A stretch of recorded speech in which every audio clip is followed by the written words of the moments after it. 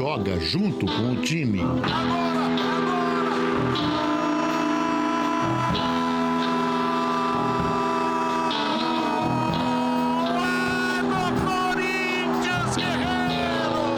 Não tem medo de falar o que pensa.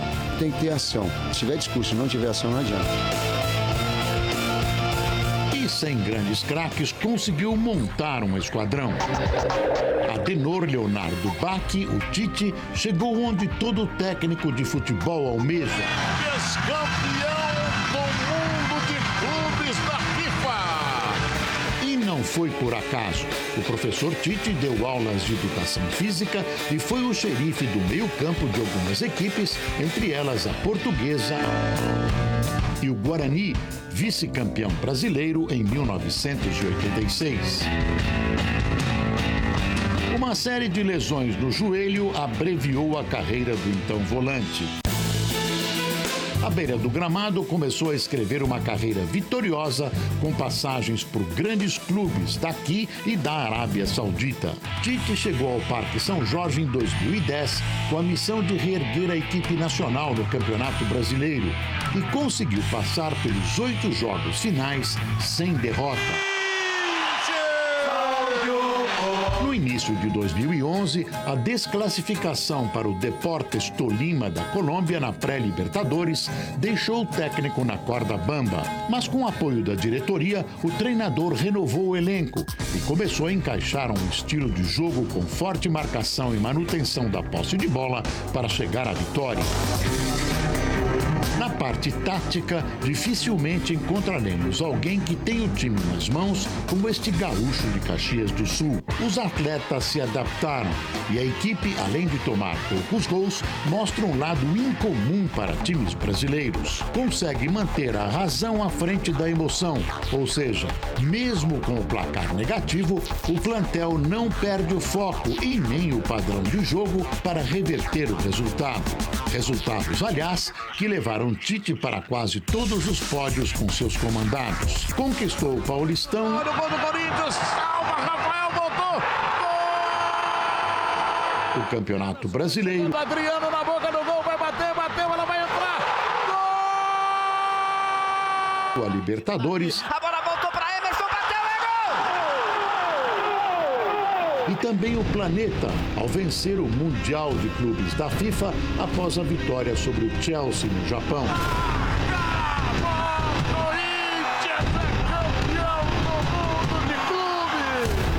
Além do seu trabalho incontestável, Tite vem ao Canal Livre para falar do momento em que vive o futebol brasileiro, a seleção às vésperas da Copa das Confederações e o que planeja para o seu futuro dentro e fora das 4 linhas.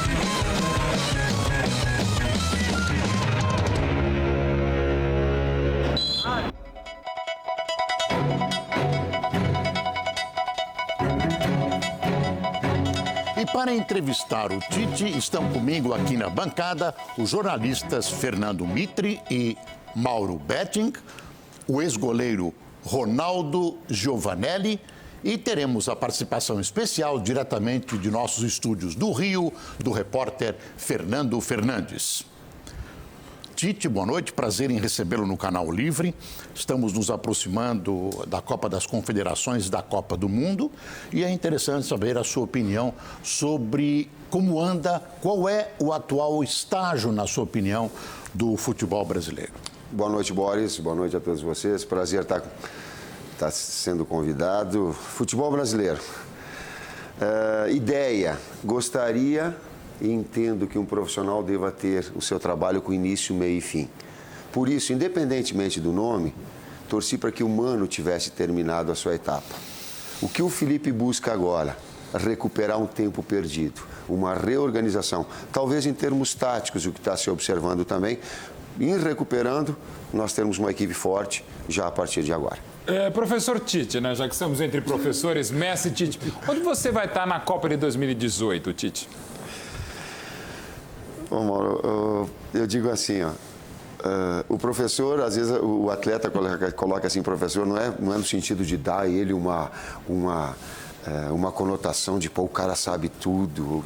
Mas às vezes aquela linguagem, como falam coach, como quando chama mister, né? Senhor, doutor. Senhor, doutor, amigo. Mas mesmo sendo formado, professor, sou... Mas eu estou muito atento ao momento do Corinthians. Né? Nós queríamos muito essa Libertadores, a preparação ela foi muito importante, o encaminhamento, fazer um bicampeonato de Libertadores era uma coisa extraordinária. Nós apostamos muito nessa possibilidade e, paralelamente, o Campeonato Paulista. Conquistamos o Paulista, vocês acompanharam o que aconteceu em relação à Libertadores e agora uma retomada, porque essa busca, essa intensidade, esse trabalho todo, ele desgastou de alguma forma. Agora a gente tem que retomar todo um padrão para o Campeonato Brasileiro. Tite, mas voltando ainda à questão do futebol brasileiro de um modo geral, e comparando com alguns países, né, e tendo em vista o horizonte da Copa, como é que nós estamos? Nós estamos muito atrasados. Eu fico muito preocupado quando eu vejo assim, todo mundo falando, o Neymar tem que sair, o Neymar tem que ir para a Europa, para amadurecer e tal. Por que isso? Nós estamos muito atrasados em relação à Alemanha, por exemplo? Na formação das equipes, sim, Mitri. Sim. A Alemanha ela fez uma seleção que agora ela está se consolidando, participando de uma Copa anterior e colocando toda uma geração nova, né, justamente para dar a ela uma relação de continuidade. O futebol, assim como qualquer atividade, tu não estala dedo e tu já harmoniza, tu já organiza, tu já dá experiência, tu já dá o know-how. Não é assim. O futebol não é assim. Eu sinto uma certa dificuldade. Admiro muitos de vocês aqui estarem com a naturalidade atrás de uma câmera de televisão, atrás de um áudio. Poxa, tu tem que ter aquilo que a seleção é, que se forma. Né? O sistema tático, como é que é a relação do técnico para tirar o teu melhor? Alguns eu posso cobrar e ser exigente, outros eu tenho que ser um pouquinho mais paternal. Isso o tempo vai dando. Em que condições técnicas, táticas eu posso utilizar o atleta? Isso o tempo vai te dando. Né? Esse tempo nós perdemos. Em relação, ou melhor, modificou. E o Felipe vai ter que buscar essa estrutura, correr atrás desse tempo, dessa formação de equipe que tanto se fala. Tite, sobre esse tema nós temos uma pergunta de um craque. Vamos ver quem é. Tite, meu abraço para você. Obrigado sempre pelas palavras carinhosas que você tem a meu respeito.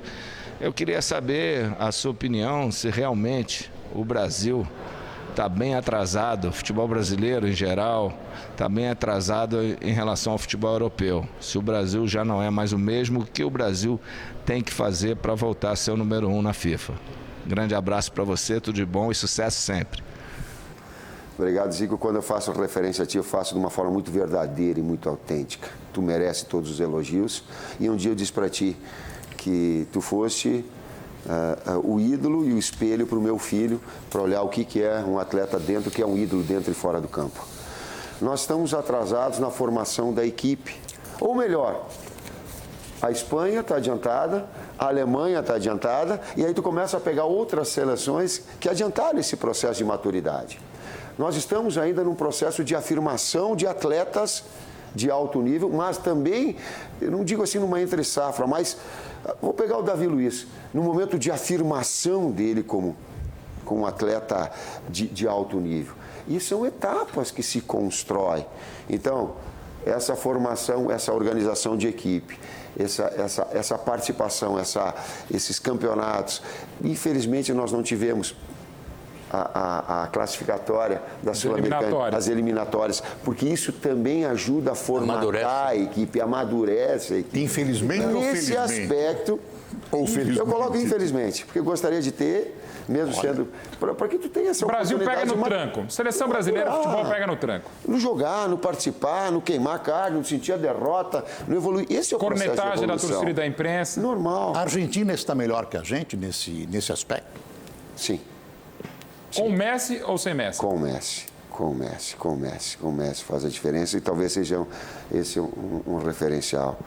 Ela também veja. Daqui a pouco ela equilibra por esse tempo que o Felipe possa ter, essa reorganização Mas também vejo, não gostaria de estar falando isso, mas também vejo ela frente. Então tá, para se ter uma equipe, para montar uma equipe, nós temos que ter uma espinha dorsal. Nós que jogamos bola, a gente sabe disso. Para você poder cobrar, para você saber cobrar e a quem cobrar dentro de campo. Você acha que o Brasil tem essa espinha dorsal? É justamente, a pergunta ela vem a calhar naquilo que nós estamos buscando, Ronaldo. Na Exatamente isso. Exato.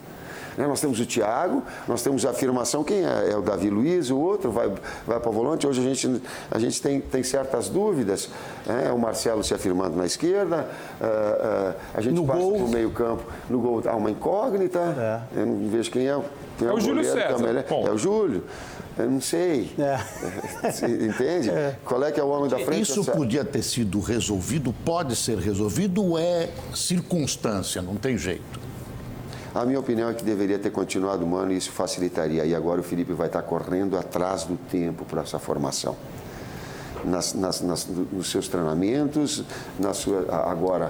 agora na competição que vai ter, nas outras convocações de amistosos, ele vai estar correndo atrás do tempo. Aquela ideia inicial da remontagem da equipe, até com atletas mais jovens, não estou dizendo que é certo e nem que é errado. O peso do Mundial no Brasil, ele deva ser considerado. O que houve agora como uma opção? Também pegar atletas que estejam com uma experiência maior para aguentar essa pressão toda do país sede do Mundial e fazer, não tanto aqueles jovens que antes o Mano tinha, mas uma mescla maior. Mas ele não errou na dose 15 goleiros em 2 anos, ele testou 15 goleiros em 2 anos, o Mano. Não teve um erro aí também, nessa dose, que todo mundo está falando, você falou agora que o Mano poderia seguir como técnico da seleção brasileira, mas ele não errou na mão. Vamos pegar a ideia, Ronaldo. A ideia está correta, mas como todo profissional e como toda pessoa, ele vai errar 15, talvez demais, mas vai errar pontualmente. Mas a ideia, e a ideia do técnico, ela é abaixo na hierarquia daquilo que é a ideia da CBF, das pessoas que comandam o futebol, inclusive nós. Eu estou falando do técnico, estou falando, nossa, da imprensa, dizendo, nós temos que ver a reformulação da seleção brasileira. Novos atletas, uma nova geração, não foi assim? Sim. Com um certo exagero foi. Tite, o Fernando Fernandes, do Rio de Janeiro, tem uma pergunta para você. Fernando. Obrigado. Tite, você está falando de juventude, vocês estão abordando essa situação, mas está claro uma situação que a gente vive um momento que os jogadores experientes que deviam estar comandando a seleção hoje, no caso do Ronaldinho Gaúcho, do Kaká e do Robinho, que seria natural essa geração estar se destacando, e o Neymar se juntar a eles, se o Neymar se colocar ao lado deles, hoje a gente vê o Neymar sendo responsável por carregar o piano. Como é que vai ser essa história? Os holofotes estão em cima só de um garoto. Como é que segurar isso? Como é que evitar isso? Boa noite, Fernando. É o dilema justamente dessa afirmação e dessa maturidade que o atleta também tem que ter. Eu tenho uma opinião em relação ao Neymar. Todo o Santos, ele girava em torno dele. E por mais craque, por mais diferenciado que ele seja, sempre vai precisar de uma equipe, de uma engrenagem para que potencialize a individualidade. Não existe outra forma.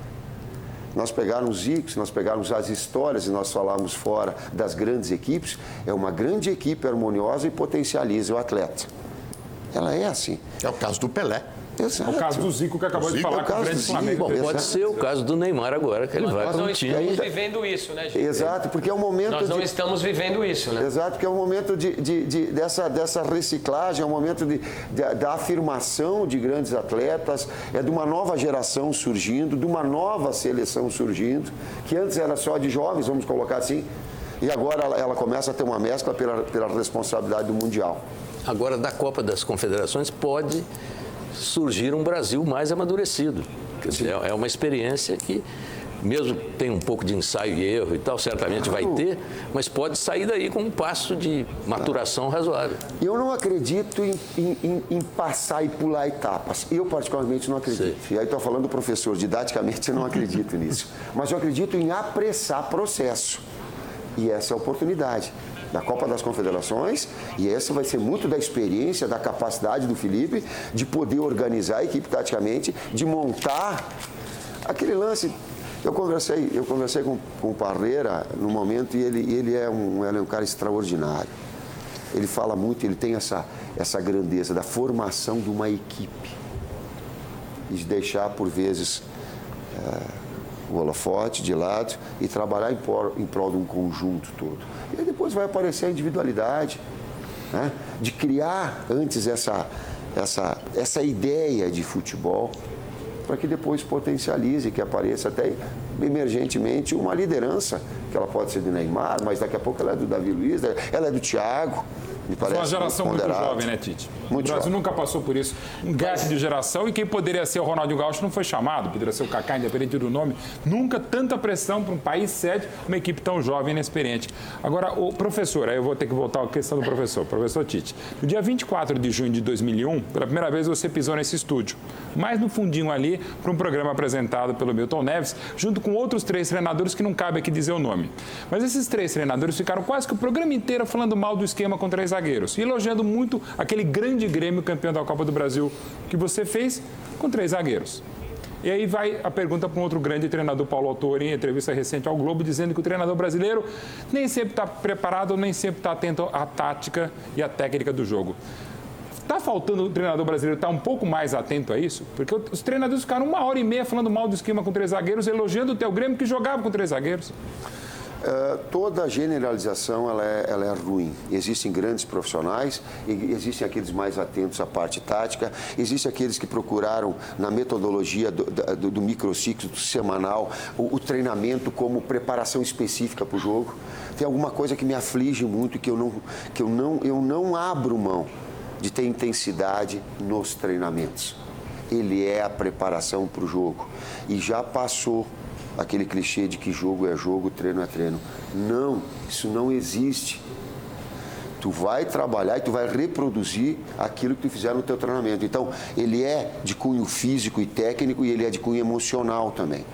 Se nós passarmos, Ronaldo, eu estou olhando para ti a semana toda, o cara puxando só na parte tática, só estiga elástico. Chega um dia que o atleta olha para o cara e diz, porra, cara, de novo, eu não vou te aguentar. Então, tu saber dosar isso tudo, retirar o melhor e daqui a pouco soltar um pouquinho para que haja alegria no trabalho.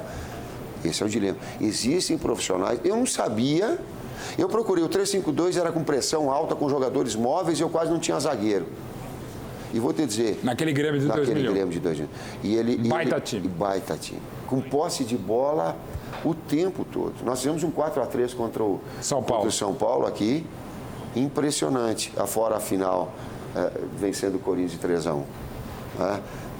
Sabe? Porque ele tinha as virtudes e as características. Eu tinha um domínio do sistema. E você mudou a posição de 4 jogadores naquele time.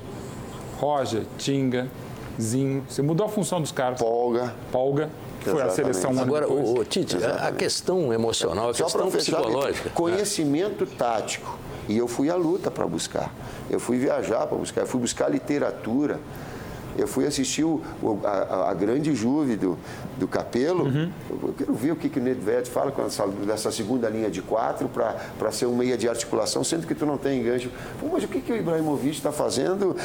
E o Trezeguet, é o Trezeguet que busca para o Ibra ficar lá na frente, o alto, o grandador, o finalizador. Aí ele que vinha buscar para um outro chegar. Tu vai buscar, tu vai através, como vocês buscam, essa gama de conhecimento e transpor no mundo árabe. Eu digo, eu vou ter que me adaptar agora. Agora eu vou operacionalizar a ideia, porque jogavam com 2 linhas de 4, a influência europeia é muito grande. Uhum. Eu até brincava assim, eu digo, esse auxiliar de lateral, o meia aberto, eu digo, pô, que o Camoranesi fazia muito na Juve. Eu digo, pô, qual é a função dele? Aí tu busca a compactação da equipe, deixa 2 livres mais na frente. Tu começa a buscar também essas informações, né, de todos os sistemas, posições, funções podem ser exercidas. Tá, mas eu queria te perguntar sobre, além do esquema tático, a questão do controle psicológico da equipe, quer dizer, a questão emocional, a liderança aí me parece fundamental. Eu queria que você falasse sobre o peso disso. Sim. O trabalho que você fez no Corinthians, que você faz no Corinthians, é muito claro nesse sentido também. Sim. Né? Mitre é uma coisa fascinante. Quando vocês fizeram a abertura ali, eu estava comigo e aí tu começa a bombar uma série de emoções e aquilo que se falava. E aí eu vou relatar publicamente aquilo que é o meu sentimento e eu falei para os atletas. Se eu colocar 2 grupos de atletas com nível de inteligência maior, está esse grupo do Corinthians. Os atletas são muito inteligentes para captar a informação para levar para o treino e para reproduzir dentro do campo. Tu reverte resultados se o cara tiver uma capacidade mental muito forte. Então tu pega um Danilo, tá caindo o mundo, deixa cair o mundo, pressão, elogio, eu estou focado no jogo. Tu pega Alessandro, assim, pode, estou perdendo, estou ganhando, estou empatando. Nós somos uma equipe mais disciplinada e ela é um reflexo de equilíbrio emocional. Senão tu está perdendo, tu vai expulso. Se tivesse uma equipe desequilibrada contra o Boca, teria dado briga dentro e fora do campo. Claro. Essa capacidade, essa inteligência que os atletas têm é um marco também importante para se formar grande equipe, para absorver uma orientação do técnico. E esse outro lado, o Corinthians tem muito forte. Fernandes. Mas é o seguinte, Tite, que eu acho muito importante, né, no teu trabalho, o futebol é competitivo, coletivo, mas extremamente egoísta nas suas relações. E pelo convívio que a gente vê com você, vivendo, trabalhando ao seu lado, eu percebo que você conseguiu colocar uma coisa que é rara no futebol. Você tem uma filosofia humanista muito grande. Como é que você conseguiu colocar isso, fazer isso funcionar nessa situação tão competitiva, tão delicada e muitas vezes tão injusta? Vocês nos municiam de informações de grandes equipes e quando a gente vai pegar detalhes dessas grandes equipes, a gente vê que o conjunto é forte e a individualidade aparece. Tem um lance, e aí a gente pega a mídia, os comentários de vocês, as imagens de vocês, e eu vou pegar uma imagem de uma pessoa que me fez uma pergunta, do Zico, o grande ídolo. Foi decidir o Campeonato Brasileiro contra o Grêmio, no gol que o Baltazar fez, há uma batida de um tiro de meta, detalhes técnico-táticos que exemplificam e o atleta absorve. Há uma batida do Raul do tiro de meta. Quem disputa a primeira bola? Zico. Rebate o Grêmio.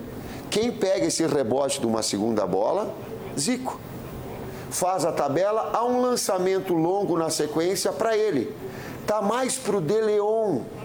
E ele antecipa a jogada e ele vem e pressiona o De Leon. Ele rouba a bola dentro do campo adversário do Grêmio no Estádio Olímpico, toma a bola, faz o passe para o Baltazar e o Baltazar faz o gol. Pro Nunes. Desculpa, pro Nunes. Pro Nunes faz 82. O gol. Aí eu digo, gente, olha o que é um atleta de altíssimo nível trabalhando em prol da equipe. Sabe? Tu pega exemplo de grandes atletas e que eles te passam isso, não só na área de futebol. E esse marco para atleta é muito forte. Pô, cara, o cara joga lá dentro, ele tem a mesma dificuldade que eu tenho, ele sofre o mesmo que eu tenho. Essa identificação, essa linguagem, e aí ela usa a linguagem visual, ela é do campo no treinamento, né?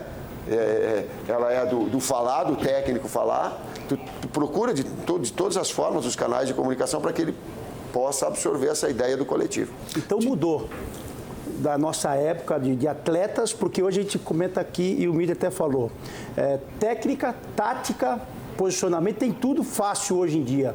Mas se o jogador não assimila isso com uma certa frequência, e não tem como colocar no dia a dia, mudou dos jogadores, então, do passado, porque muitas vezes eu tinha que gritar e posicionar durante o jogo, e hoje já não tem mais esse diálogo. Então, isso o que é? É o cartãozinho de memória que você dá para cada jogador para colocar aquilo que está dentro do campo, na cabeça deles, fora também, é isso? Ronaldo, alguns canais de comunicação a gente tem que utilizar para que o atleta... Tem alguém que ele ouvindo, ele já absorve a informação. Tem outro que é o canal de comunicação dele para ele absorver a visual.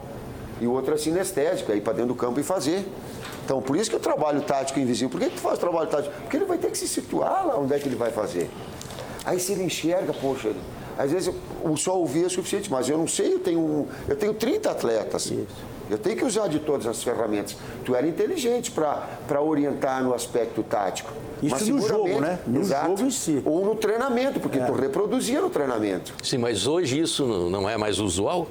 Sim. Quer dizer, ter um que comanda... Não falta um pouco mais de capacidade tática para ler o jogo do atleta, na média? Acho que em cima do que o Ronaldo perguntou, Tite. Depende do grupo.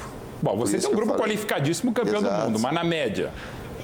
Eu não posso... Por exemplo, o time do Grêmio, eu tinha atletas que pontualmente, eles tinham essa leitura. O Roger, auxiliar do Grêmio, da equipe do Grêmio. Zinho. O Zinho Monstro. era um jogador. Quando entrava em campo, ele me olhava, nós sabíamos o que nós... Agora eu tenho, com o Fábio Santos, com o Danilo, com o Alessandro, com o Chicão. São todos jogadores que percebem e eles consigo me comunicar com eles. Nós falamos fora do ar, o Danilo olha quando está com uma marcação individual, digo, pode rodar, tu e o Emerson, pode cair para o lado esquerdo, porque ele já está só no olhar, há tempo que tu está trabalhando junto, a gente começa a desenvolver essas Agora, situações. esse entendimento, a seleção brasileira nesse momento está longe de um entendimento assim, de uma possibilidade de entendimento que parece fundamental. Sim, e torço para que esse processo seja rapidamente assimilado, não se pula, mas torço para jogar, eu digo jogar de memória, jogar sem pensar. A velocidade do jogo ela é muito grande. Não dá para te refletir, manda a tua mensagem para o cérebro, o técnico fala, não dá tempo. Não dá. A velocidade é muito grande. O jogar sem pensar, que é a relação de conjunto do time. Muito do seu sucesso passa pela comunicação, né? Você mudou o seu jeito de se comunicar. Há pouco tempo, coisa de um ano e meio, você tinha aquela história do titês, aquele vocabulário próprio do Tite. Você mudou, a gente percebeu que você ficou mais solto, não sei se facilitou a sua comunicação com os seus jogadores, mas com o torcedor, com o público facilitou. Quando você entendeu que era hora da mudança, que as coisas tinham que ser alteradas? Eu comecei a minha carreira com 28 anos, só para as pessoas entenderem um pouquinho, e eu treinava jogadores de 32, 33, aí eu comecei a me vestir de uma forma mais formal, para passar uma imagem um pouquinho mais, de um cara mais rodado. Eu sou ex-atleta, sou boleiro, sou ex-boleiro. Mas você é professor formado, Eu sou professor formado em Educação Física, eu treinei time de fábrica. Estudou comunicação também, só para lembrar o Fernandinho, né? Não tinha Educação Física, fazia Comunicação Social. Então, tu vai trazendo um pouquinho. E vindo para São Paulo, não tinha. Eu peguei, daqui a pouco, um local diferente, e uma linguagem mais técnica, mais... Depois comecei a soltar um pouquinho mais, aí mostrar o lado da emoção. Soltar muito, né? Falar palavrão em entrevista. Que é o que eu utilizo com os atletas. Tu entra para dentro do vestiário... São dois discursos. Vai para dentro do cara e vai... São dois discursos. O Tite no vestiário é diferente do Tite da entrevista. Tite, com franqueza, a imprensa ajuda ou atrapalha? Ela contribui, ela traz benefícios, principalmente quando é crítica ponderada, qualificada, que ela busca, ela pode ser no aspecto técnico-tático, ela pode ser no aspecto emocional de equilíbrio, ou ela pode ser de uma forma mais abrangente, mas ela ponderada. Ela não na busca do ponto mais de audiência, pelo conturbar, pelo atrito, pelo disse, ela traz. Mas também entender, e eu contribuí, eu fui comentarista durante um ano, e eu comecei a olhar um outro lado da questão e entender um pouquinho mais. Talvez isso também tenha me ajudado. E o ego do jogador, relação. como é que fica? É o mesmo que o ego teu, que o meu. Boris, nós buscamos reconhecimento. É mentira dizer que não. Nós buscamos, eu busco o reconhecimento de vocês. Vir para esse programa é um reconhecimento profissional que me deixa extremamente orgulhoso. E estou agradecendo a vocês. É sim, nós buscamos o reconhecimento. O atleta busca. Ele não pode ser exacerbado, ele não pode passar para o eu sou o cara. E como baixar a bola do jogador? Justamente é colocar esse espírito de equipe. Justamente é pegar esses exemplos. Justamente é mostrar, não só no falar, eu procuro muito, no meu exemplo, trazer a eles. Em cima disso, o quanto a imprensa sabe? Só para fechar, da valorização que eu trago por mim, mas vocês veem que o meu discurso, porque ele é verdade, ele é de um conjunto todo, de uma equipe toda de trabalho. Que um dia o Andrés bateu o martelo para me segurar. E que hoje divide com o Dr. Mário Gobi, mas divide com o alemão do campo. Quando a gente é campeão, ele vai lá e a gente dá um abraço junto. Esse trabalho de equipe, ele é fundamental. E ele tem que ouvir do técnico. Porque é muito bom eu ser valorizado e vir aqui. Mas ele é fundamental também entender esse conjunto todo e eu externar isso. E faço questão porque é verdade. Não por ser não por querer ser carismático. E bonzinho. disciplina os egos, né? Exato. O Filipão, uma época, falou que o vestiário, a imprensa sabia 2% só do que acontecia no vestiário. Você acha bom sair muita coisa dentro do vestiário ou continua nesses 2%, o tanto que a imprensa sabe do que acontece dentro do vestiário? Eu não sei o percentual. Deve ser 1%, né? Não, tem mais. E ela sabe muito. Eu diria 0,0. Não. Com essa mudança hoje da imprensa e sair do vestiário para a imprensa... Não, mas a gente sabe pelo Twitter. É gritante. Precisa aumentar essa mulher do jogador conta pelo Twitter. Com todo respeito, eu discordo muito de vocês. Vocês sabem muito. Você sabe muitas das coisas que acontecem. Você não tem a condição de externar de forma pública e afirmar aquilo que aconteceu. É diferente tu veicular e bater. Mas você sabe muito. Não é a gente que sabe, o pessoal que conta. O pessoal, o dia a dia... Ô, Tite. Já aumentou essa porcentagem. Fernando. Tem que aumentar mais. Em cima disso que você falou, Tite, tem um episódio recente de um afastamento de um atleta seu. E você é conhecido pelos seus jogadores, pela relação que você coloca com eles, de um cara de honestidade, que a tua palavra é uma só para todos, tua conduta é uma só para todo mundo. O que você não tolera? O que você não perdoa?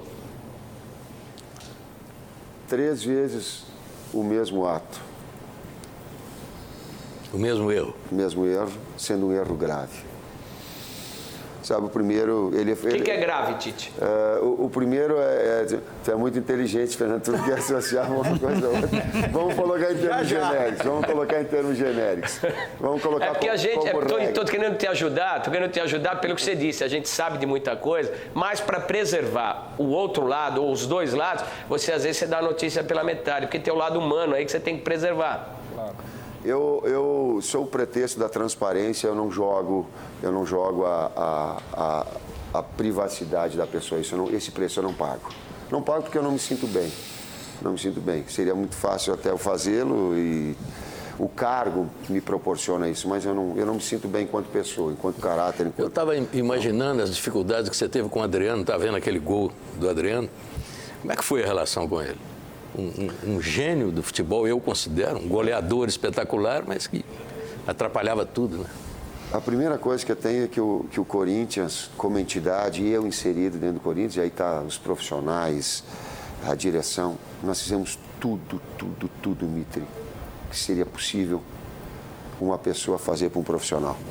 A ponto de um dia chegar em casa, eu gosto de pegar esses exemplos porque eles são muito sagrados. Eu falei assim, ó, poxa, a gente está fazendo para o Adriano, eu digo, coisa que eu não fazia para o meu filho. A Gabriele olhou para mim e disse assim, pai, tu não faria para mim isso? Eu olhei para ela e disse assim, filha, tanto assim não. Eu já teria, sabe, sido maduro para ajudá-lo. Não é para ser cara, para ajudar. E a droga no futebol? Essas coisas de vestiário que a gente não sabe. Corre droga, tem combate à droga, acontece. Diz alguma coisa. Boris, a geração... Hoje eu estava conversando com o Mauro, auxiliar técnico, e falando de...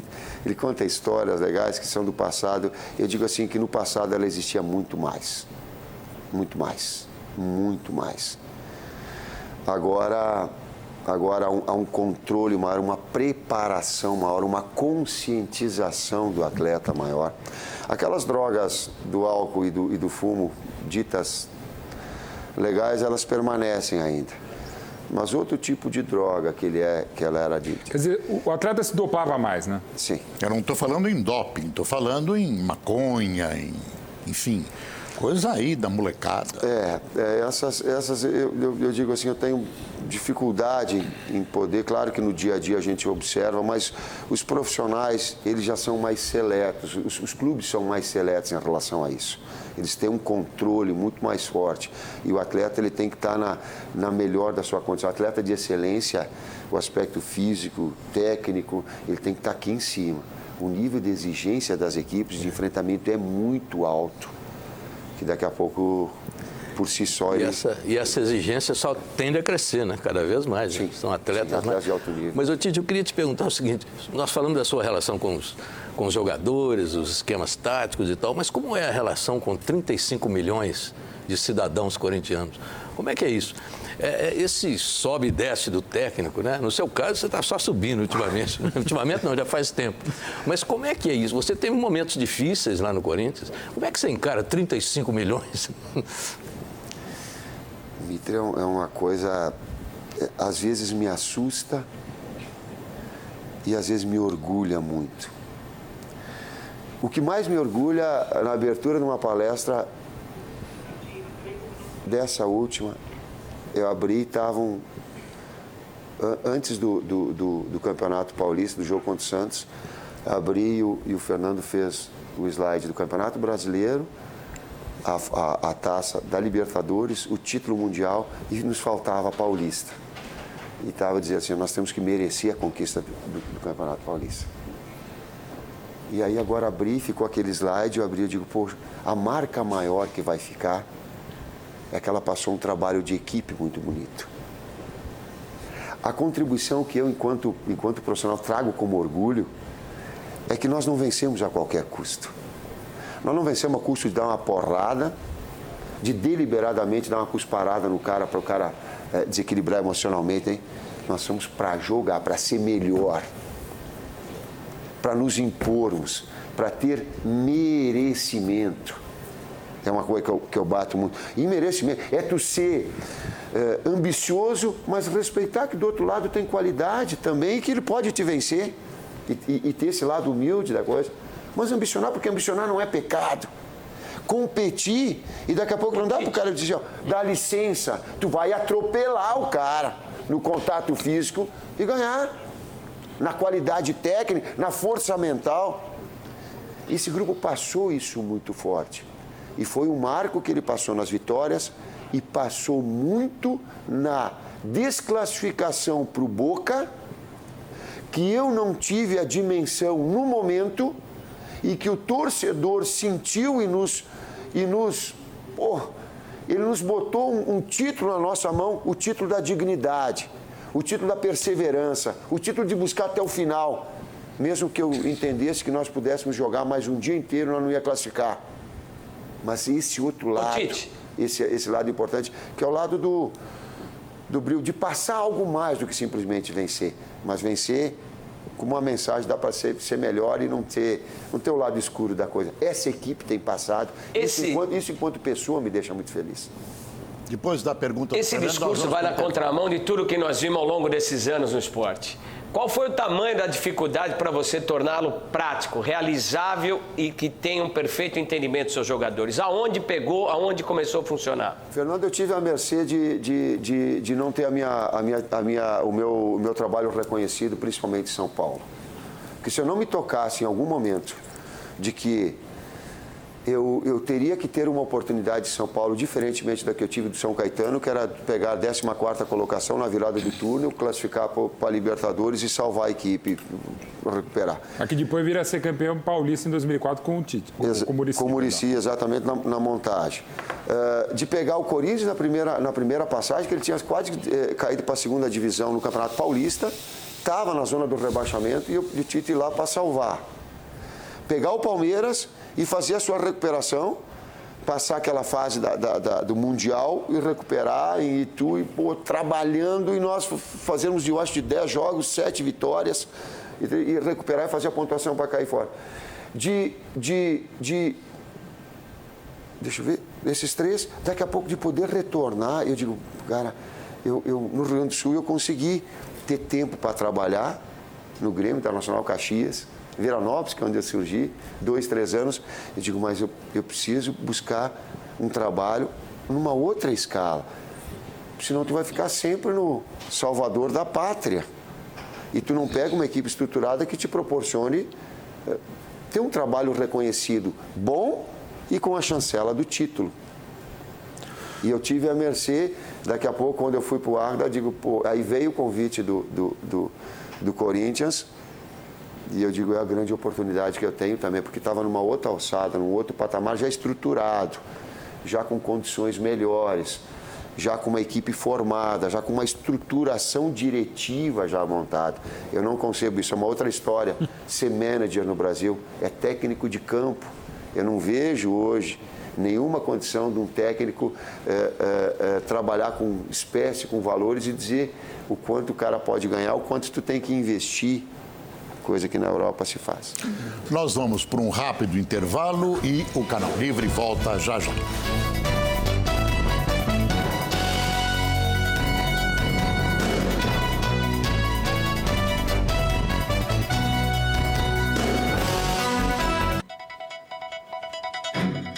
E voltamos com o Canal Livre, que esta noite recebe o técnico do Corinthians, Tite.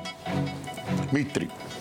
Tite, nós falamos aqui sobre a torcida do Corinthians e eu me lembrei do que aconteceu na Bolívia, onde estão aqueles corintianos, aqueles brasileiros presos há tanto tempo.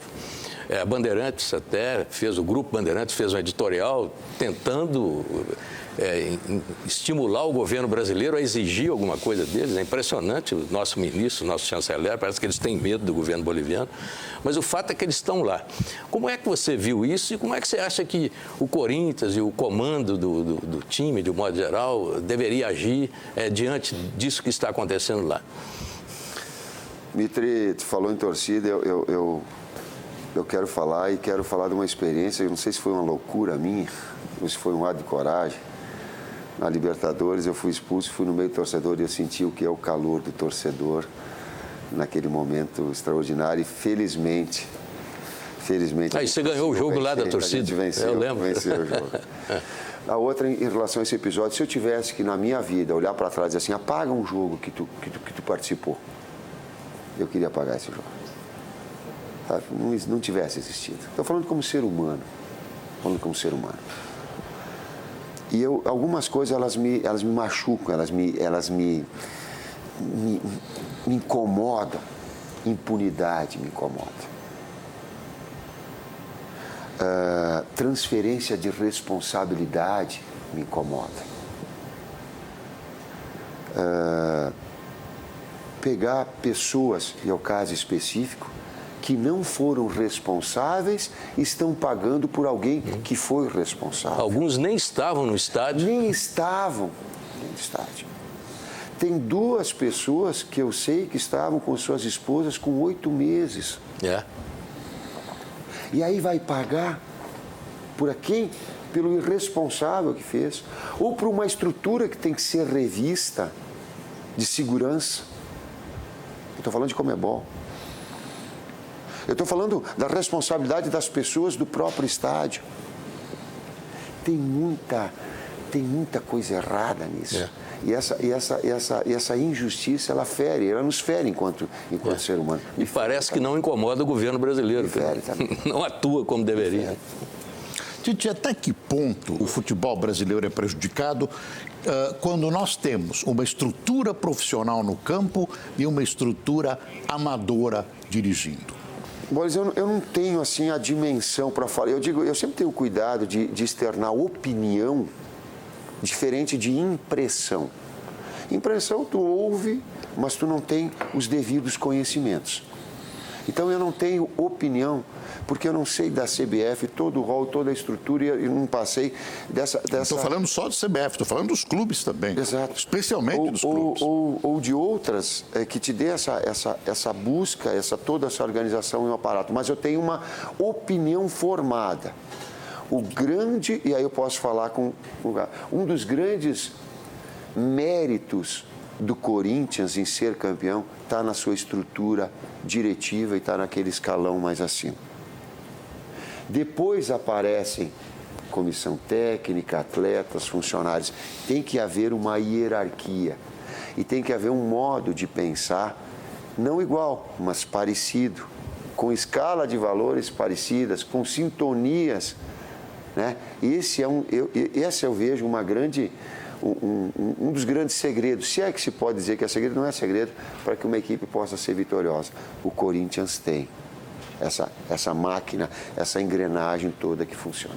Fernando Fernandes. Não, obrigado, Boris. Era em cima do gancho do que o Mitri estava falando. Eu estive na Bolívia, eu acompanhei de perto o drama dos brasileiros lá, fui no presídio onde eles estavam, e realmente eles se sentem abandonados pelo próprio Corinthians, pelo governo brasileiro, e eles tentaram fazer algumas ações em alguns jogos para ver se a situação mudava.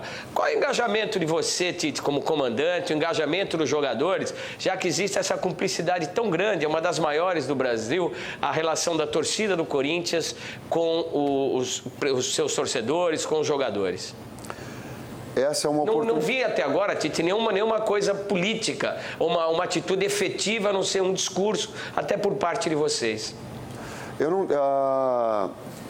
Tu tem que ter os limites de ação. O cargo de técnico do Corinthians me dá uma visibilidade muito grande. Eu tenho noção exata disso.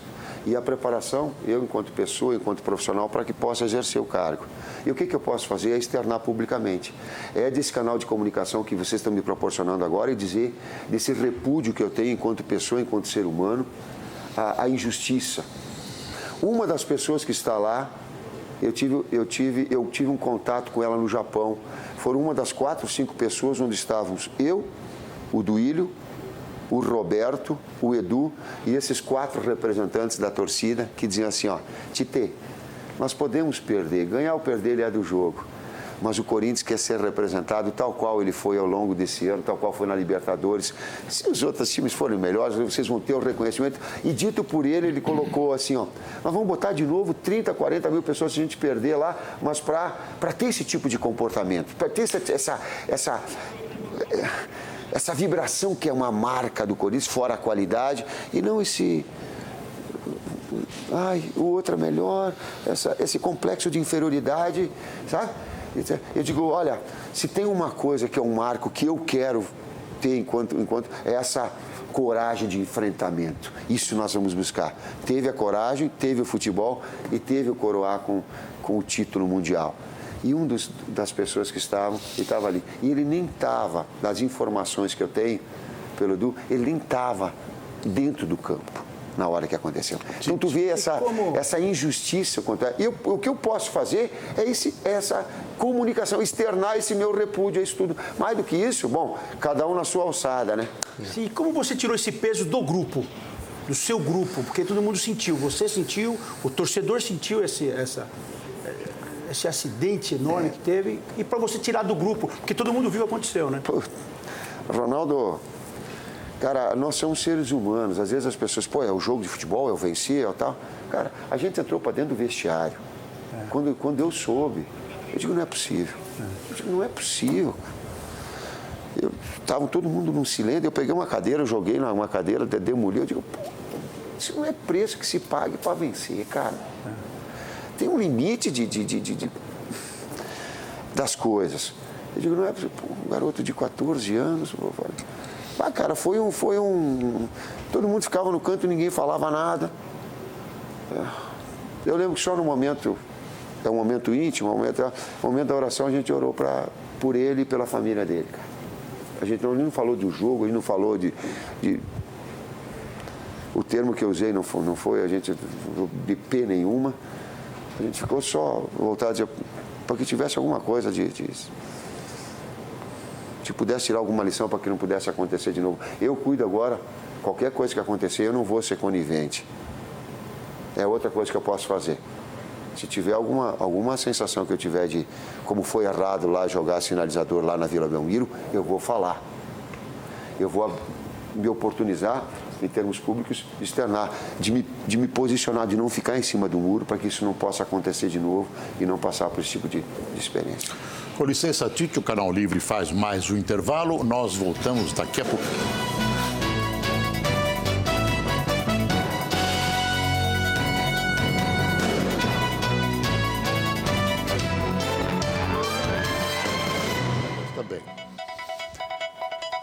Estamos de volta com o último bloco do Canal Livre, que esta noite recebe o técnico do Corinthians, Tite. Fernando Fernandes, do Rio. Tite, até onde você vai? Até onde vai o seu time? Não sei até onde a gente vai, mas que a gente vai querer crescer a cada dia mais. Vai ter um técnico exigente e pilhado para que essa engrenagem toda possa crescer a cada dia. Isso vai ter. Ô, Tite, na história do futebol, sem contar os times que você dirigiu, times históricos como esse atual Corinthians, aquele Grêmio de 2001 e outros tantos. Internacional de 2009. Internacional de 2009, o Atlético Mineiro de 2005, que não foi bem, você começou a campanha, acabou rebaixado, mas enfim. Na história do futebol, qual é o time que você gostaria de ter sido o treinador? E pode até ser o Barcelona agora. Não, seleção de 70 e seleção de 82. Para pegar uma que ganhou, uma que perdeu. Boa. Mas a ideia, porra. Estou bem, né? Eu acho que eu bato o índice aí de bom gosto. Bom gosto. Mas, Tite, por acaso, uma madrugada dessa, eu revi pela 10ª vez aquele Brasil e Itália de 70, né? E o jogo espetacular e tal, mas os espaços ali eram enormes. O Gerson, eu contei, o Gerson antes de fazer um lançamento, ele deu 4 ou 5 toquezinhos assim, ó, naquele gol. Hoje, se você der o primeiro toque, o cara vem e te toma a bola. Como é que foi essa mudança do futebol? Como é que se adapta as necessidades técnicas ao vigor físico do adversário? Esse é que é o problema. Ninguém tem espaço mais para dar 2, 3 toques. O aspecto físico, ele evoluiu muito. E em evoluir muito, aumentou-se a velocidade. Velocidade e ocupação de espaços. Ocupação de espaços, o que gerou? Velocidade maior de raciocínio e execução. Se tu não for mais rápido na tua execução, aspecto tático, compactação das linhas, 30, 40 metros. 40 metros, não vamos colocar 30, que ele é um pouquinho Brasil, mais. 50, 40, 45, 50. Mas compactação, ele é fundamental. Treinamentos que te proporcionam isso, executa, pensa rápido, executa rápido, porque senão vai estar. Cada um tem a sua história, não dá para comparar. Talento tinha, que lá que podia jogar agora também. Porém, uma realidade diferente. Hoje no auge, Tite no auge, quem você gostaria de agradecer hoje com tudo que aconteceu na sua carreira? Agradecimentos de você, do fundo do coração. Poxa. Eu peguei 2 vezes. Sim, eu hoje falei. Cara, eu tenho muitas pessoas. Se for em termos atuais, é o Andrés aqui. Porque no momento final, quem bate no peito e diz assim, sou eu que vai descer o mundo todo nas minhas costas, se eu bancar errado, era ele. E quando acabou o Campeonato Brasileiro, só 2 pessoas sabem o que eu e ele, o abraço que a gente se deu no final do Campeonato Brasileiro, portas fechadas, os 2 choravam igual, do tipo assim, pô, cara, tu acreditou em mim, e o outro disse assim, pô, eu acreditei em mim, tu retribuiu, e foi legal. Mas lá no início da minha carreira, eu tive grandes pessoas, lá no Veranópolis, onde eu fiquei 3 anos, consegui construir a minha etapa com o título da 2ª divisão, no Caxias com o seu Enio Costa Milan, que foi meu diretor, no Grêmio, que apostou um cara que vem do interior, e aí o presidente Guerreiro disse assim, tu sabe por que tu veio pro Grêmio? Eu digo, não sei, disse, porque aí eu vim treinar Zinho, Amato, Astrada, Roger, tudo multicampeão, e eu vindo do interior. Eu disse, porque tu pega o Campeonato Gaúcho, agora tu vai ter tempo de moldar a equipe, a oportunidade no momento exato. Sabe, existem grandes. Muita gente. No Corinthians, seguramente, o presidente Andrés e o doutor Mário foram as pessoas que disseram assim, ó, eu tenho o Paulo Angione na primeira passagem aqui, a direção na primeira passagem, que ela me proporcionou ao retorno, sabe? Existe gratidão. Eu tenho, em relação ao Palmeiras, grandes amigos, grandes pessoas. O presidente Della Mônica é uma das grandes pessoas que eu tenho e reconheço. E até as diferenças que depois elas acabaram passando. O Marcos é um profissional com quem aprendi. E o Marcos fez um comentário comigo que eu nunca vou esquecer. Falando a respeito de uma situação que aconteceu, ele disse assim, professor, dentro da academia, disse assim, tens uma virtude, aqui eu levo para comigo uma virtude, tu fala os nossos erros e os nossos acertos. Ele disse, isso para nós é muito importante, a gente fica com referência. Ele disse, quando o cara falava só uma coisa, só outra, a gente ficava meio, e ele já tem um pouquinho a língua solta, a gente já soltava o outro. Eu trago para comigo sempre essa marca do atleta, de precisar as 2 referências, o que está certo e o que está errado na cabeça, do que é importante para a equipe.